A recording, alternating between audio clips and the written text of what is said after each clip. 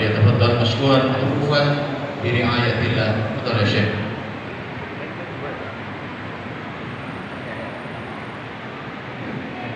Jamnya bisa diterjemahkan. Buya, sini ya.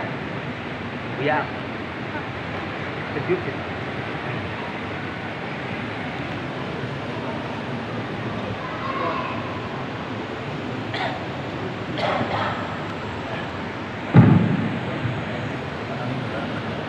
Taklah kenapa. Assalamualaikum warahmatullahi wabarakatuh. Waalaikumsalam.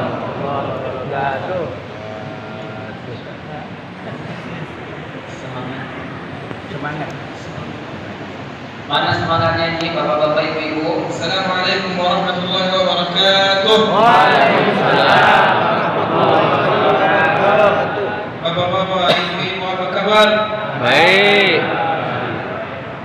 Alhamdulillah. Alhamdulillah rabbil alamin. Wassalatu wassalamu ala sayyidina Muhammad wa ala alihi wa sahbihi ajma'in.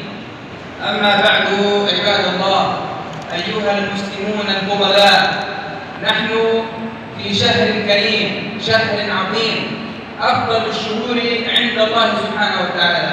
فالله سبحانه وتعالى من عظم وفضل هذا الشهر قد أنزل فيه كتابه سبحانه وتعالى، فهو شهر كريم على الله سبحانه وتعالى، وهو شهر تتضاعف فيه الأعمال الصالحة، وكل عمل صالح مهما كان صغيرا فهو يتضاعف في هذا الشهر خصوصا عند الله عز وجل. Sebelumnya saya atas nama penerjemah mohon maaf kepada tuan dan puan. Atas nama penerjemah saya mohon maaf, saya ada sakit pita suara, jadi mungkin suara saya tak boleh cakap besar karena lagi kambuh.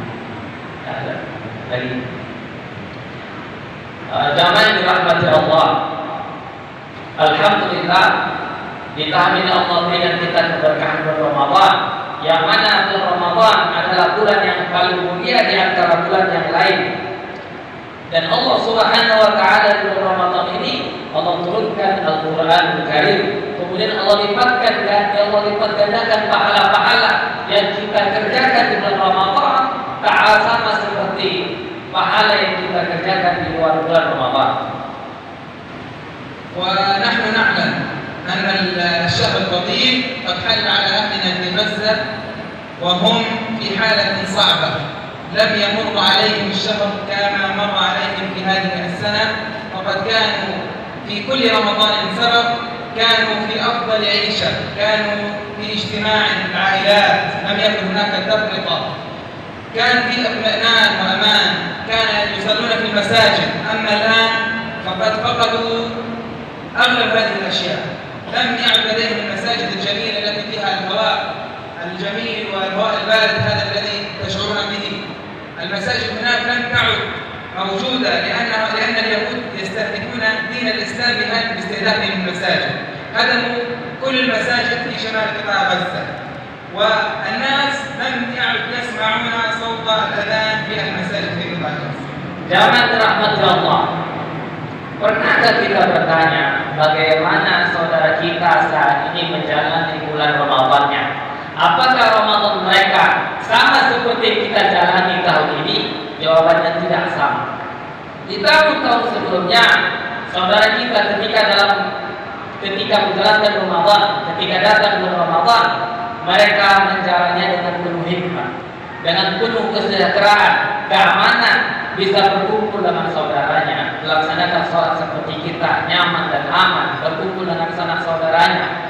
Tetapi saat ini Ramadan sangat berbeda dengan tahun-tahun sebelumnya. Masjid yang kita rasakan nyaman seperti ini, di tahun ini mereka tak merasakannya. Semua masjid di Gaza hancur. Ini bahkan orang Israel tak mengizinkan dilantunkan suara azan di Gaza, sehingga semua masjid yang ada di sana dihancurkan. لماذا استهدفوا هذه المساجد؟ المساجد في قطاع غزة كل مسجد فيه حلقات كثيرة لحفظ القرآن الكريم، وفي السنة الماضية قد سرد وقرأ غيبا في قطاع غزة أكثر من 1400 طالب القرآن الكريم على جلسة واحدة منذ الفجر إلى العصر حفظا على الغيب، أكثر من 1400 طالب، وهذا لم يعجب اليهود، فهم بهذا يريدون أن يدمروا المساجد التي أخرجت هؤلاء الحفظ. Kenapa orang Israel ingin menghancurkan masjid di Gaza? Karena mereka tahu di masjid-masjid di Gaza banyak dilakukan halaqah-halaqah Al-Quran, yang mana ini banyak mencetak para hafiz Al-Quran, dan ini dipisahkan pada tahun yang lalu. Dalam satu halaqat Al-Quran itu menghasilkan hafiz yang mana jumlahnya lebih dari 1.400 orang. Dari mulai pagi sampai malam mereka menghafal Al-Quran, kemudian diadakan ujian sehingga meluluskan jumlah hafiz sebanyak 1.400 orang lebih. Karena inilah orang Israel tak mau anak-anak kita di Gaza menjadi hafiz Al-Quran, maka mereka hancurkan mesin-mesin yang ada di Gaza. وهذا دليل على أن عداوتهم ظاهرة لله ولرسول الله وللمسلمين، فباستهدافهم للمساجد يظنون أنهم سيقضون على دين الإسلام أو على الحفظة، ولا يظنون أن القرآن في صدور أهل غزة وفي نفوسهم وفي عقولهم لن ينسوه أبدا. Orang Israel menganggap ketika mereka hancurkan masjidnya, ketika mereka bunuh para hafiz Qurannya, itu bisa membunuh semangat saudara kita di Gaza untuk berjihad, memperjuangkan agama Islam, tanah umat Islam di Palestina. Tetapi mereka lupa bahwa Al-Quran yang ada di Gaza bukan hanya terucap oleh lisan, bahkan tertulis dalam hati yang tak akan pernah hilang oleh ketakutan. واليهود هم أعداء الله منذ نشأتهم، منذ فجر التاريخ، وهم يقتلون الأنبياء ويعادون الأولياء ويلاحقون الصالحين من المؤمنين، وقد حاولوا قتل نبينا عليه الصلاة والسلام، وكذلك قتلوا أنبياء الله من قبل، قتلوا يحيى عليه السلام وابنه، قتلوا يحيى وأباه زكريا عليه السلام وكثير من الأنبياء، ولم يعني أذكر أسماءهم، لكن قتلوا كثيرا من أنبياء الله عز وجل. Yahudi laknatullah adalah benar-benar musuh Allah, wahai jamaah. Di zaman lalu, di masa lalu, jangankan orang biasa seperti kita, nabi mereka pun mereka bunuh, rasul mereka bunuh. Bahkan ketika Nabi Muhammad muncul sebagai nabi dan rasul menyampaikan risalah Islam, mereka pun berusaha mencari Rasulullah untuk membunuh. فاليهود لا يعجبهم مظهر الإسلام، لا يعجبهم المسجد، لا يعجبهم القرآن، فهم لو استطاعوا أن يقضوا على الإسلام كله من الأرض على كل المسلمين، أن يتخلصوا من كل المسلمين لفعلوا ذلك، لكن الله سبحانه وتعالى يقول يريدون ليطفئوا نور الله بأفواههم والله متم نوره ولو كره الكافرون. فالله سبحانه وتعالى يحفظ هذا الدين بحفظه رغم أنوفهم. Orang Yahudi Israel membantai saudara kita di Palestina bukan karena mereka orang Palestina, tetapi karena mereka orang Islam yang menyebarkan agama Islam. Andai saja orang Yahudi itu saat ini mampu, punya kekuatan untuk membantai orang Islam selain Palestina, maka mereka akan melakukannya. ونحن قلنا أنهم دمروا المساجد، ليس المساجد فحسب، بل دمروا كل شيء يصلح للناس في غزة. المستشفيات كلها في قطاع غزة دمروا، لم يتبقى إلا مدينة رفح فقط. المستشفيات الصالحة التي لا تستطيع أن تتحمل أعداد المصابين بداخلها، آلاف من المصابين في داخل المستشفى ينامون في غرفات المستشفى الداخل، لا يستطيع الأطباء خدمتهم. Yang dihancurkan di Gaza itu bukan hanya masjidnya, tapi rumah juga dihancurkan, rumah sakitnya juga dihancurkan. Ini menyebabkan kurangnya obat-obatan yang mencukupi untuk saudara kita yang sakit di Gaza, kurangnya alat-alat medis. وكذلك يوجد مستشفى في قطاع غزة، هي أقدم مستشفى في قطاع غزة، اسمها مستشفى الشفاء، وهذه رمز لأهل غزة وهي أقدم مستشفى عندهم. فاليهود منذ بداية الحرب ذهبوا إلى هذه المستشفى ودمروها وأخرجوا المرضى وقتلوا الناس من داخلها ثم خرجوا. فالناس ذهبوا ورجعوا إلى رمزهم وإلى مكانهم الذي يحبونه وأعادوا ترميم المستشفى وجلسوا فيه، والناس الذين دمرت بيوتهم يذهبون إلى المستشفى ويجلسون فيه. لكن اليهود لم يعجبهم هذا الأمر، ثم رجعوا قبل أسبوع إلى المستشفى وقتلوا الناس داخل المستشفى وأخرجوا المرضى ودمروا المستشفى أكثر من أول.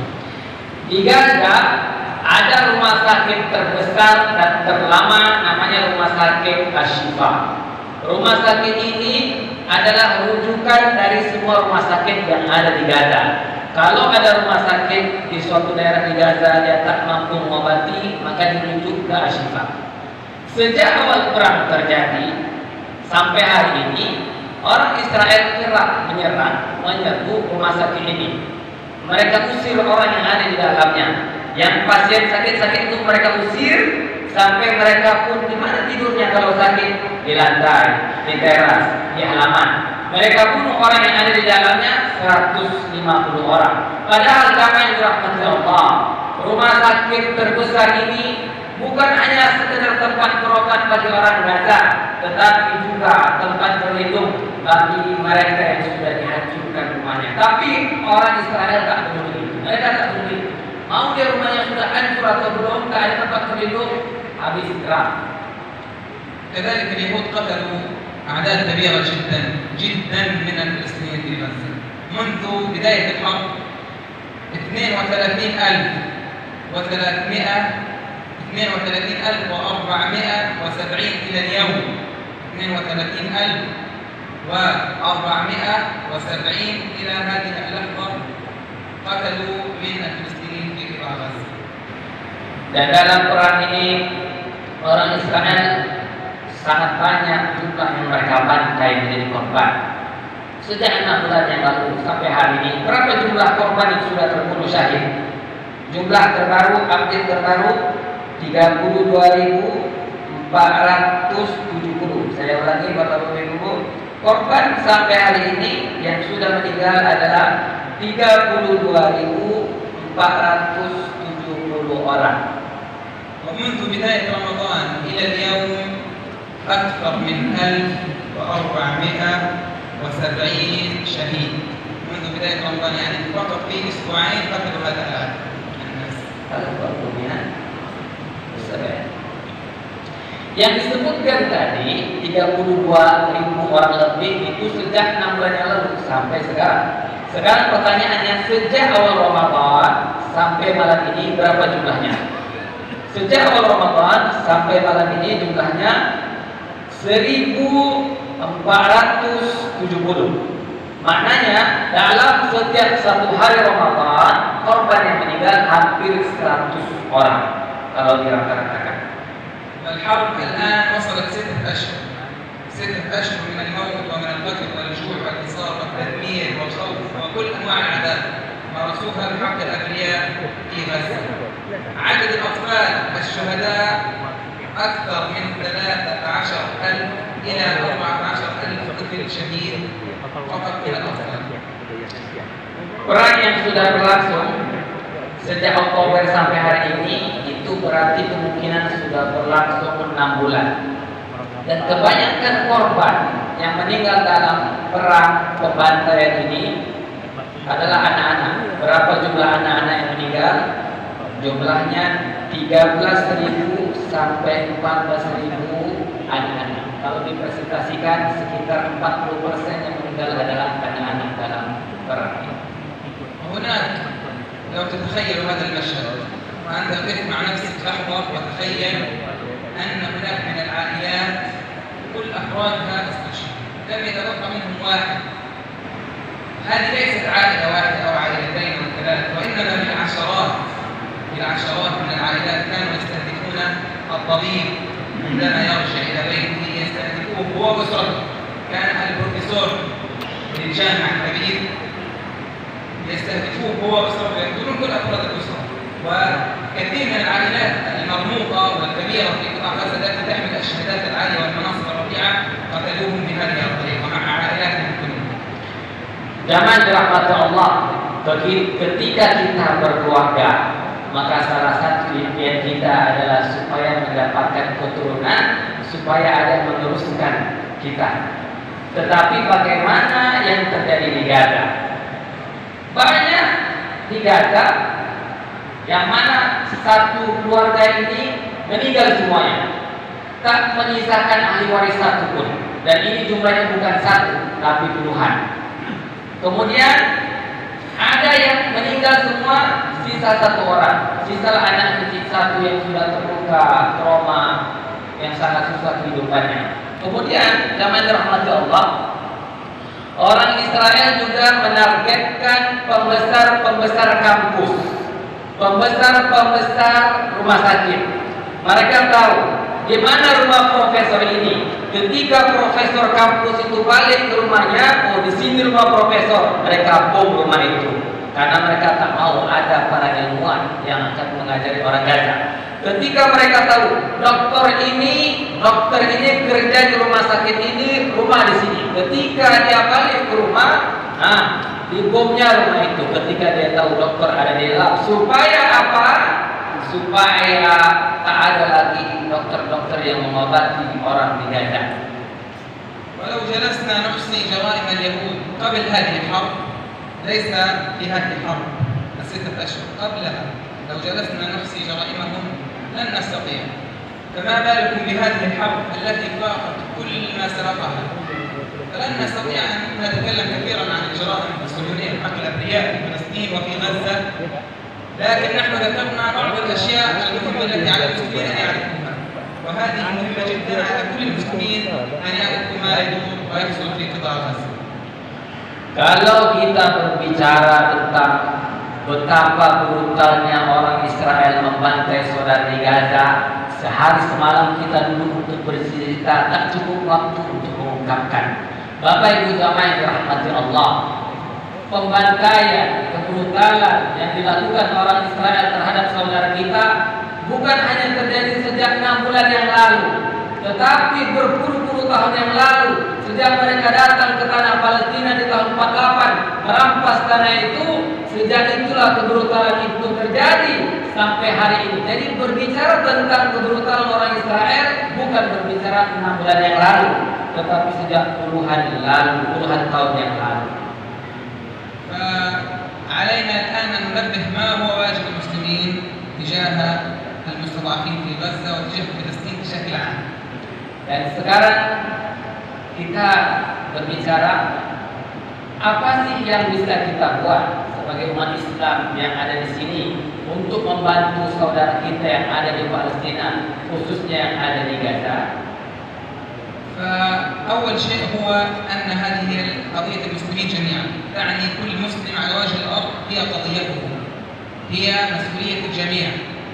والمشكلة بين اليهود وأهل فلسطين هي مشكلة إسلام وكفر، فهي مشكلة بين اليهود وبين المسلمين. لذلك علينا أن نعرف أن هذه القضية هي قضية المسلمين جميعا، قضيتهم المركزية التي يجب أن يهتموا بها ويدافعوا عنها بما يستطيعون، ويربوا أبنائهم على حب هذه القضية العادلة، القضية التي هي قضية صاحب المبدأ على غير صاحب المبدأ الذي لا ينتمي لأي شيء، جاء من أقطار الأرض وسكن وسرق هذه الأرض. Yang pertama, kita harus tahu bahwasanya isu Palestina, perkara dan tanggung jawab Palestina ini adalah tanggung jawab umat Islam sedunia.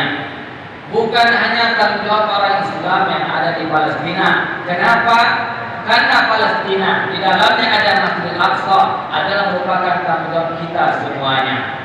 Kita harus tahu apa yang terjadi di Gaza sekarang, di Palestina sekarang adalah perebutan tanah antara orang kafir dengan orang muslim.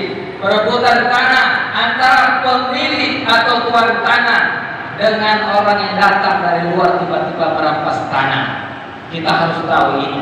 Kemudian sebagai orang tua, hendaknya kita mengajarkan kepada anak kita, generasi penerus kita tentang Palestina. Kita perlu menanamkan rasa cinta Palestina ke dalam hati mereka, supaya nanti mereka yang kita harapkan untuk meneruskan perjuangan ini memperhatikan, membela tanah Palestina.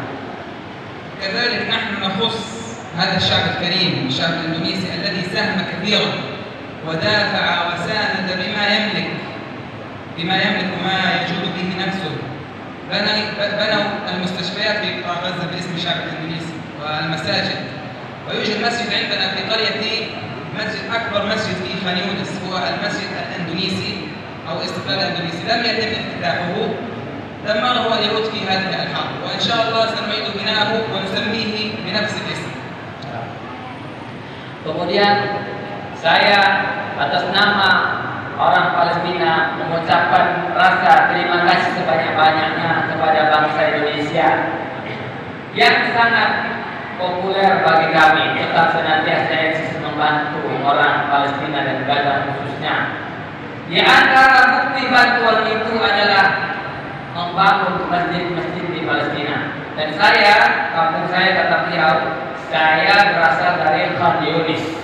Di Khan Yunis kampung saya dibangun sebuah masjid yang besar, namanya Masjid Indonesia. Uangnya dari sumbangan rakyat Indonesia.